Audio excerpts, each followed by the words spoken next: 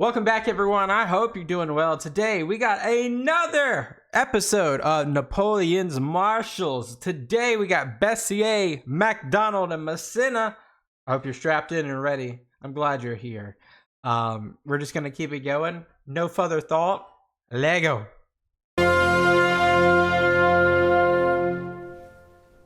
Terror belli, decus pacis. Terror in war, ornament in peace. The words inscribed on every French marshal's baton. In France, the title of Marshal, or Maréchal, goes back at least to the 13th century.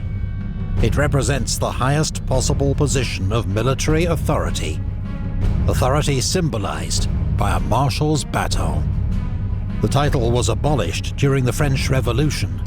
Who's that? I keep wondering, who is that? As incompatible with the egalitarian spirit of the age. But in 1804, Napoleon founded a new empire and restored the ancient rank.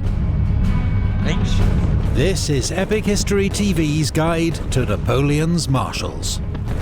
All 26 have been ranked according to our own evaluation of their achievements as marshals, with expert guidance from Lieutenant Colonel Rémy Porte, former chief historian of the French Army.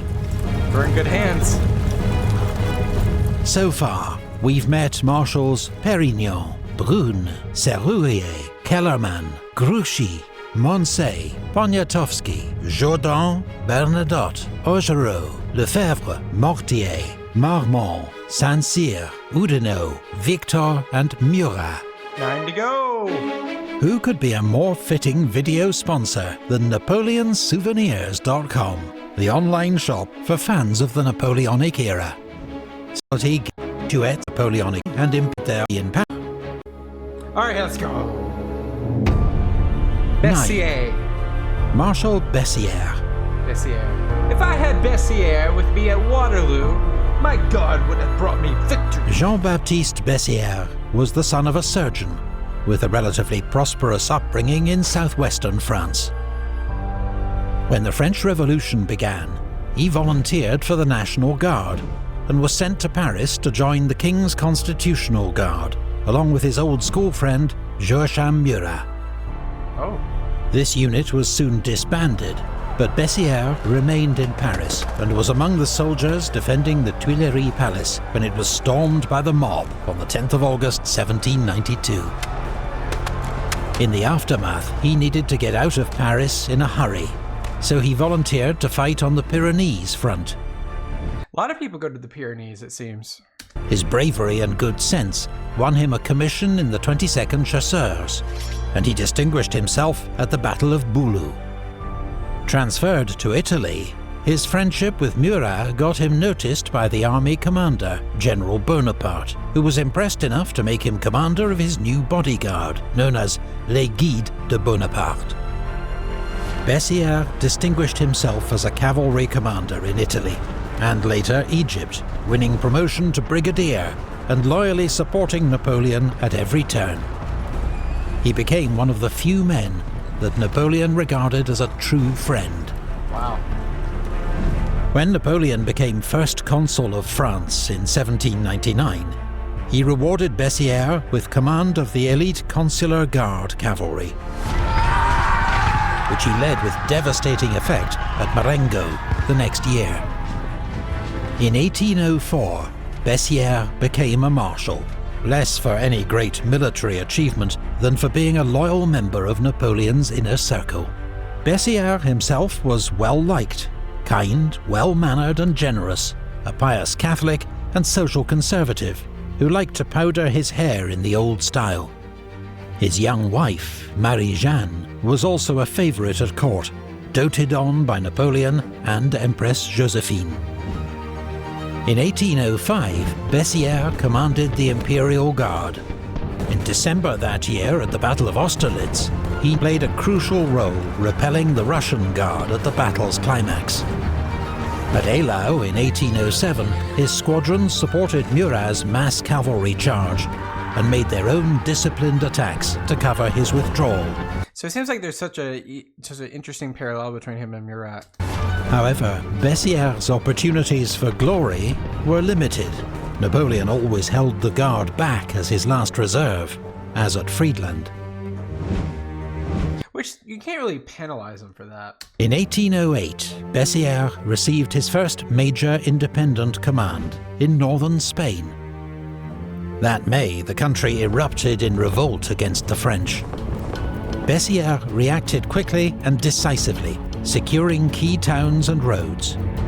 He then attacked Spanish forces at Medina de Rioseco, winning a crushing victory against an enemy that outnumbered him 2-1. But once the immediate crisis had passed, he hesitated and failed to exploit his victory. When Napoleon arrived in Spain, Bessières was given command of the reserve cavalry, a role he retained for the war against Austria in 1809. In May, Bessières and his cavalry were among the first across the Danube, with Masséna occupying the village of Aspern on his left and Lannes holding Essling on the right. When the Austrian commander, Archduke Charles, launched a massive and unexpected counterattack, Bessières, outnumbered 4-1, made a series of desperate charges. 4-1, I remember this. This was horrendous. Helping to save the army from disaster. It came at a high cost. Bessières and his cavalry performed bravely. But that night, a long-running feud with Marshal Lannes nearly came to blows when Lannes accused Bessières of hanging back. That's not where he lost his life. What am I thinking? The matter went no further, as Lannes was fatally wounded the next day. Bessières commanded the cavalry again at Wagram, leading a major attack to cover Masséna's redeployment to the left wing. As the charge began, a cannonball killed Bessières' horse and injured his leg. A rumour reached the Imperial Guard that Bessières was dead. Some old veterans began to weep for their old commander, until they were assured he was only wounded. "That was quite a cannonball," Napoleon told Bessières. "It reduced my guard to tears." True. As a devout Catholic, Bessières was critical of Napoleon's divorce from Empress Josephine, leading to a short spell out of favour. In 1811, he was sent back to Spain to command the Army of the North.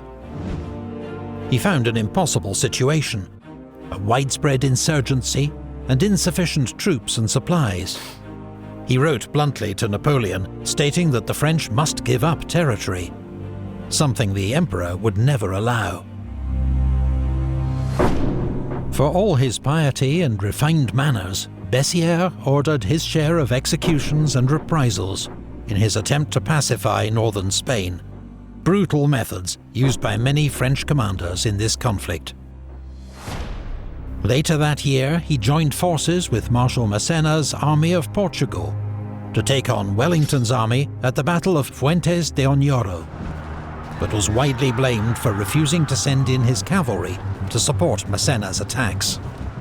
Unfortunately for Napoleon, this was typical of how many marshals behaved in his absence. They'd rather watch another marshal fail than help them to win all the glory. That's individualistic, and that never works. 1812, Bessières accompanied Napoleon into Russia, commanding his Guard cavalry. Since the Guard was kept in reserve, he saw little action until the retreat, when he led the advance guard, clearing a path for the survivors. The disaster in Russia left Bessières severely demoralized, but he was resolved to do his duty, now serving once more as Napoleon's cavalry commander in Marshal Murat's absence. Obviously, because Murat goes back to Naples. On the 1st of May 1813, Bessières was scouting enemy positions before the Battle of Lützen, when a cannonball hit him in the chest. I remember this, and that was like, what? Like, how does this happen on a scouting mission? Killing him instantly. His death robbed Napoleon of a dependable commander and one of his last remaining friends. "It is surely a great loss for you and your children," Napoleon wrote to his widow, but an even greater one for me. Is insane. Wow. What a friend. 8. Yeah, Bessières seemed like he was, you know, he tried his best. I mean, he didn't get as much action because he was, you know, part of the bodyguard unit, part of the Imperial Guard. But I think he did what he could. He did what he could. Marshal Macdonald. Good and brave, but unlucky. Oh. Jacques Macdonald's father was a Scotsman who'd supported Bonnie Prince Charlie's bid to seize the British throne in 1745. Interesting. After this ended in defeat at Culloden, the family fled to France. Inspired by tales of the Trojan War, Macdonald chose a military life and became a lieutenant in Dillon's Irish Regiment, a French unit made up mostly of Irish émigrés. In the Revolutionary Wars, he won a reputation as a hard-working, intelligent and brave officer, and served as aide-de-camp to General Dumouriez, commanding the Army of the North. Aide-de-camp, is that like Chief of Staff? He distinguished himself in that general's famous victory at Jemappes, paving the way for rapid promotion from lieutenant to general in just 2 years. He led a lot of like quick promotions for a lot of these marshals. His division well during campaigns in Holland and Germany, and formed a close bond with one of France's most successful commanders of this period, General Moreau. In 1798, he was sent to Rome as governor, and later commanded the army of Naples. Summoned north the following year to reinforce Moreau's army of Italy, he was nearly killed in a skirmish with Austrian cavalry, and while still suffering from his wounds, his army was defeated at the Trebia by a larger coalition force commanded by the great Russian general Suvorov. But Macdonald's own conduct won approval from General Bonaparte, among others. Later that year, he assisted Napoleon's seizure of power in the coup of 18 Brumaire, ensuring the loyalty of the troops at Versailles. He was rewarded with an army command in Switzerland, and that winter led his men through the Alps to attack the Austrians in Italy. His march was far more challenging and dangerous than Napoleon's. Really? But was never immortalized in quite the same way. In 1804, Macdonald's former commander, General Moreau, was arrested and charged with involvement in a plot to assassinate Napoleon. Macdonald stood up for his friend's reputation, an act of loyalty typical of the man, but disastrous for his career. Moreau was exiled. Macdonald was placed under police surveillance and retired to his country estate in disgrace. I didn't know that. I did not know that. That's interesting. 5 years passed before Napoleon, desperate for experienced senior commanders, asked him to serve as military advisor to his 27-year-old stepson, Prince Eugène, now commanding the army of Italy. Macdonald and Eugène worked well together, driving back the Austrians, and by an awesome feat of marching, joined Napoleon near Vienna in time for the Battle of Wagram. The second day of the battle was Macdonald's moment. Entrusted by the Emperor with the main attack on the enemy centre, he formed his troops into a giant, open-backed square and advanced into a hail of fire. Napoleon, watching through his telescope, exclaimed several times, "What a brave man! What a brave man!" But unlucky. Macdonald's costly attack helped to secure a great victory. The next day, Napoleon went to find him on the battlefield and greeted him with the words, "Let us be friends from now. You have acted valiantly and given me the greatest services. On the battlefield of your glory, where I owe you so large a part of yesterday's success, I make you a Marshal of France. You have long deserved it." There you go. In addition, Macdonald received the title Duke of Taranto and a large pension. But as time would prove, his loyalty remained to France, not to Napoleon. Macdonald spent an unhappy year in Catalonia. No one really had a good time in Spain, by the way. No one really had a good time in Spain. Commanding troops in what he regarded as an immoral war. In his memoirs, he even praised the noble and courageous resistance of the Spanish. Really? In 1812, he was given command of 10th Corps for the invasion of Russia. This corps, composed of German troops and reluctant Prussian allies, guarded the left flank of the invasion and had a relatively quiet campaign. In December, the Prussians suddenly agreed an armistice with the Russians, leaving the loyal remnants of Macdonald's corps to fight their way back to Poland. By 1813, Napoleon relied on Macdonald as one of his senior marshals. In August, he gave him command of the forces keeping watch on General Blücher's army of Silesia. But when Macdonald advanced across the Katzbach River, torrential rain and flooding caused chaos among his troops, just as they encountered Blücher's army. Blücher launched an immediate attack, and Macdonald's army was routed. Thousands of his new For some reason, I just don't remember that. conscripts surrendered or deserted. Hundreds were driven into the river itself. I think I remember it now. Macdonald took full responsibility for the disaster, though his lack of cavalry and some bad luck were also to blame. He's unlucky. Napoleon certainly continued to respect Macdonald's military judgment. He continued to command 11th Corps and was in the thick of the fighting at Leipzig 2 months later. I think just about everybody was at Leipzig. Macdonald was with the rear guard when the French retreat began and was shocked to see the chaos that engulfed the army. When the Elster Bridge was blown too early, he himself was trapped on the wrong side of the river and just managed to swim to safety under enemy fire.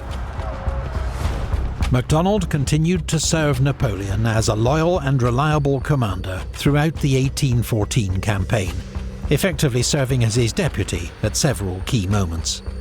Unlike most marshals, Macdonald was never under Napoleon's spell, and always spoke his mind to the Emperor.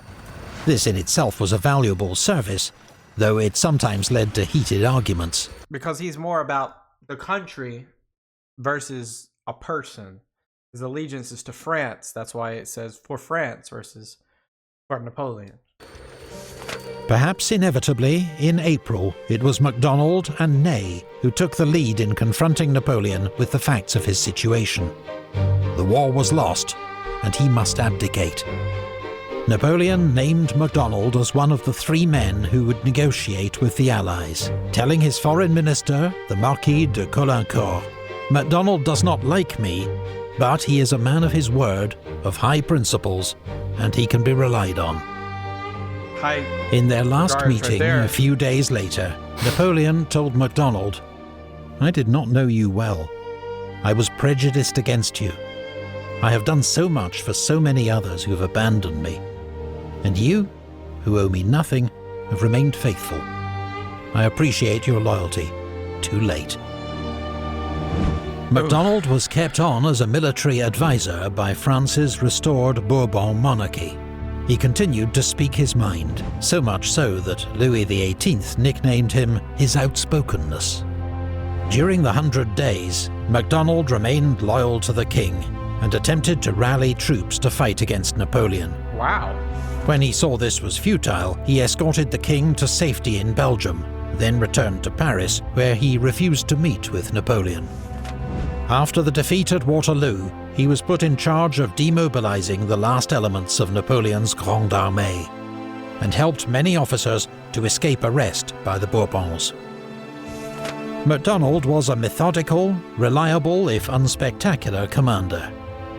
But he distinguished himself above all by his lack of vanity or personal ambition, his complete loyalty to France, and his willingness to speak his mind, virtues that were all too rare among Napoleon's marshals. A true countryman.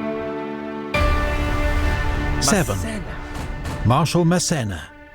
He came alive when surrounded by danger. When defeated, he was always ready to begin again, as if he was, in fact, the victor. I like that. André Masséna was born in Nice, at that time not technically part of France, but of the Kingdom of Piedmont-Sardinia. Oh. His father, a shopkeeper, died when he was young, so he ran away to sea, then at 17 enlisted in the French army. He was quickly made a sergeant, but a commoner could rise no higher in the Royal Army, so after 14 years' service he quit. When the French Revolution began, he re-enlisted in a local volunteer battalion. Masséna, supremely self-confident and unfazed by any challenge, was elected to command the battalion and led it with success against the Austrians on the Piedmontese front. Despite his lack of education, he proved an instinctive combat leader. He was soon promoted to brigadier, and after leading a successful attack at the Siege of Toulon, was made General of Division. He won an impressive victory over the Austrians at Loarno in 1795, and when the Army of Italy's commander, General Scherer, resigned over lack of support from the government in Paris, many expected Masséna to replace him. That's true. Instead, the job went to the 26-year-old General Bonaparte, 11 years younger and much less experienced than Masséna, but with far better political connections. Nevertheless, Napoleon and Masséna worked together brilliantly. Masséna commanded his advance guard and played a major role in several of his early victories. In reports, Napoleon described Masséna as active, tireless, audacious. He won so many battles that Napoleon acclaimed him l'enfant gâté de la victoire, the spoiled child of victory. Oh, that's a good title. Masséna was, however, notorious for extorting vast sums from the local Italians, often while his own troops went hungry and without pay. That's not cool. In 1798, Masséna received his first independent command, the Army of Switzerland.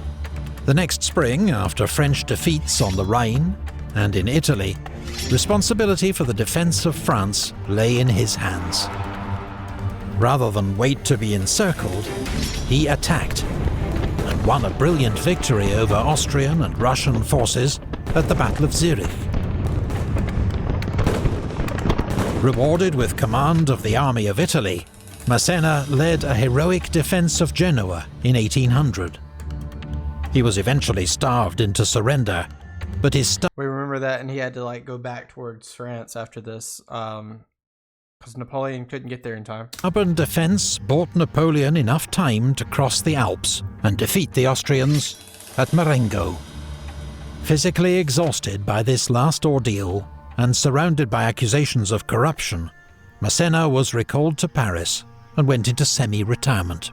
Yep, for a little bit. When he was made a marshal by Napoleon in 1804, he seemed distinctly underwhelmed, and on being congratulated, remarked, "There are 14 of us."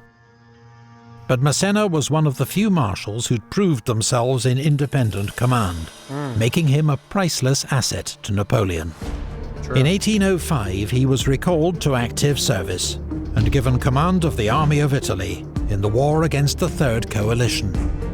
Masséna kept Archduke Charles's army busy in Italy, while the Emperor won his great victories at Ulm and Austerlitz. In 1806, Masséna oversaw the occupation of the Kingdom of Naples, ordering brutal reprisals against local resistance. Because they were trying to rise up within this coalition. In 1807, he commanded 5th Corps in Poland, but his role covering Warsaw meant he missed the major battles of Eylau and Friedland. Hey, it might have saved his life by not having to be a part of those battles. Later that year, while out hunting with the Emperor and his entourage at Fontainebleau, he was accidentally shot in the face and lost the use of an eye. Napoleon, a notoriously bad shot, was to blame, but the loyal Marshal Berthier claimed responsibility. The war against Austria in 1809 saw Masséna back near his best. His corps formed the vanguard for the crossing of the Danube, and fought ferociously to hold the village of Aspern against an overwhelming Austrian onslaught. Masséna was everywhere, displaying his usual coolness under fire, and when ordered to retreat, ensured his troops pulled back across the river in good order. The battle was a defeat, but Masséna had been superb. Together, he and the Emperor oversaw preparations for the next attempt to cross the Danube 6 weeks later. The Austrians were waiting for them at the Battle of Wagram. Because of a riding accident a few days earlier, Masséna had to command his corps from a carriage. He made That's kind of funny. That's kind of funny. You gotta admit, that's kind of funny. A fine target for Austrian gunners, but was still able to organize a complex redeployment of his corps at the height of the battle, covered by Marshal Bessières' cavalry charge. Masséna's bold maneuver secured the French left flank and won further praise from Napoleon. Masséna, already ennobled as the Duke of Rivoli, received a new title, Prince of Essling, and another less welcome reward, command of French forces for the invasion of Portugal. Masséna was deeply reluctant to go and complained bitterly about his appointment. He was showing clear signs of exhaustion and was plagued by rheumatism and bad lungs. So immediately, he just didn't want to be there. He just did not want to be there. When he arrived in Spain, General Foy observed, "He's only 52, but he looks more than 60. Hey. He's lost weight and has begun to stoop. His glance, since the accident in which he lost an eye, has lost its keenness." His subordinates, already underwhelmed by his appearance, were outraged that the Marshal also decided to bring along his mistress, poorly disguised as an officer of dragoons. What? That's kind of funny, but what? The French invasion of Portugal proved a disaster, undone by Wellington's scorched earth tactics, a hostile population and terrain, and Masséna's own lethargic leadership. His corps commanders, especially Marshal Ney, were scathing of his conduct. At Busaco, Masséna squandered lives with an unnecessary frontal attack on a strong British position. When he reached Lisbon, he found the city protected by new fortifications, the impregnable lines of Torres Vedras. Yeah, and they've been working on those lines for about a year, and it was just futile to try to break through those lines, specifically by himself. Masséna waited outside Lisbon for reinforcements that never came, while sickness and guerrilla raids took their toll on his army. And he didn't want to be there. 5 months later, he recrossed the mountains back into Spain, leaving a string of devastated villages behind him. The next summer, at Fuentes de Oñoro, Masséna attacked Wellington's army once more, and despite much hard fighting, again failed to win a clear victory. He blamed Marshal Bessières for his lack of support. But the Emperor's patience was at an end. He sent Marshal Marmont to replace Masséna, and when they next met, greeted him with the cutting words, "So, Prince of Essling, you are no longer Masséna." I remember that. You're not yourself. It's obvious. Your comrades see it. I see it. You're not yourself. Masséna's health was now in steep decline. He never held a major command again, though he was recalled in 1813 to supervise a military district in southern France. He died after a long illness in 1817. In his prime, Masséna was a superb commander, incisive and dangerous. But he was past his best by the time he became a marshal. Nevertheless, there were enough sparks of his old brilliance to worry his adversaries. The Duke of Wellington once remarked, "When Masséna was opposed to me in the field, I never slept comfortably." Bessières, Macdonald, Masséna. 20 down, 6 to go. Join us for the next. Out of those three, what do you think? Who's your favorite? Bessières, Macdonald, Masséna. Macdonald for me, man. I love a patriot. I love a patriot. One that's not allegiant to an individual, but allegiant to a country or a cause. So mine out of my those three are going to have to be Macdonald. A lot of people probably be like Masséna or Bessières, but for me, it's Macdonald. Let me know what you guys think below. We got 2 more of these, so I'm excited to do those with you guys. Yeah, hit that like button, leave a comment, subscribe if you haven't already. Peace out. Bye-bye.